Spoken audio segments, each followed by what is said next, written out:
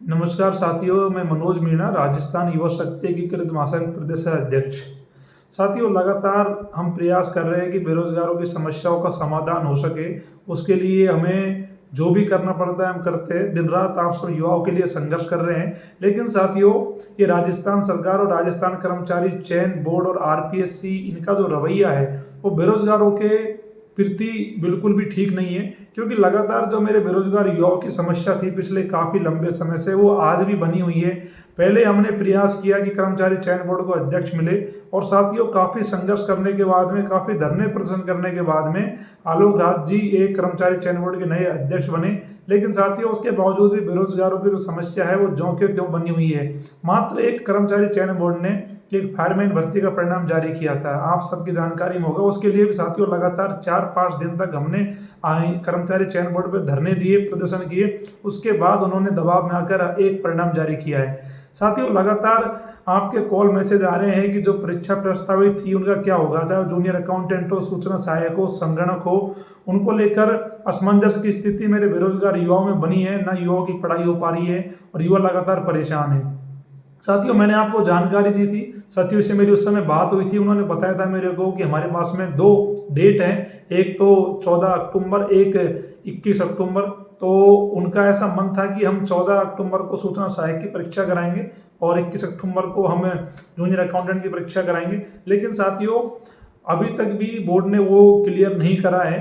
और साथियों, मैं आपको बता दूं, सीईटी की जो लिस्ट है वो भी अभी बोर्ड जारी नहीं कर पाया है। साथियों, हमें अब उम्मीद है कि जल्द ये जो चीज़ें हैं इनसे आपको क्लियरिटी मिले। क्योंकि साथियों, लगातार एक लंबे समय से एक ऐसी स्थिति बनी हुई है जिसको लेकर आप बहुत परेशान हो। लेकिन साथियों, मैं सभी युवाओं से एक आग्रह करने के लिए आपके बीच में आया हूँ। क्योंकि बहुत सारे युवा लगातार मेरे से कह रहे हैं मनोज भाई पढ़ाई नहीं हो रही। तो साथियों, मैं कहना चाहता हूँ आपसे कि जो सचिव ने मेरे से कहा था उसके अनुसार कि आप 14 तारीख को सूचना सहायक और 21 अक्टूबर को जूनियर अकाउंटेंट की परीक्षा आप ऐसे मान के चलिए कि ये आयोजित हो सकती है। तो साथियों, आप उस हिसाब से अपनी पढ़ाई जारी रखिए, पढ़ाई को बंद मत करिए, आप पढ़ते रहिए।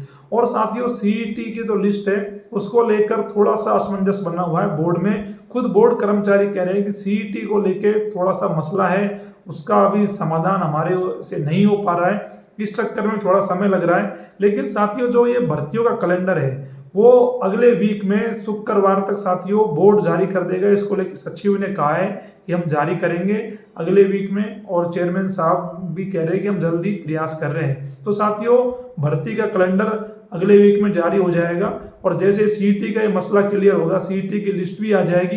कई दिक्कतें हैं सीईटी में, वो मैं आपको बताऊंगा। लेकिन साथियों, अभी आप अपनी तैयारी करते रहिए, और जो एग्जाम डेट मैंने बताई है आप इन्हीं को मान के तैयारी करिए। क्योंकि अभी तक बोर्ड भी इन्हीं तारीखों पे विचार कर रहा है। आज भी बोर्ड 2 डेटों के बारे में ही विचार कर रहा है, कह रहा है कि हम करा पाएंगे एग्जाम तो इन्हीं पे होगी। बाकी साथियों, अगले वीक में कैलेंडर डलेगा तो स्थिति क्लियर हो जाएगी। और जैसे ही साथियों, मैं प्रयास करूंगा कि सोमवार के दिन चेयरमैन और सचिव से मिलकर कैसे भी हम प्रयास करेंगे कि सीईटी की लिस्ट भी ये जारी करें। और साथियों, जो ये एग्जामों को लेकर स्थिति बनी है इसको लेकर भी बोर्ड जल्द कैलेंडर जारी करे, परीक्षा तिथि की घोषणा हो, जिससे मेरे युवा साथियों के साथ में न्याय हो सके।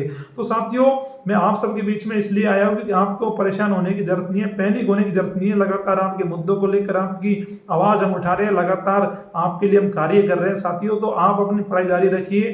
14 अक्टूबर और 21 अक्टूबर की 2 ये डेटें हैं, इन पे सूचना सहायक और जूनियर अकाउंटेंट की एग्जाम अभी तक होने की पूरी संभावना है। जो मेरे को बताया गया साथियों वो मैं आपको बता रहा हूँ। तो मैं आपसे यही कहना चाहता हूँ, आप अपनी पढ़ाई करते रहिए।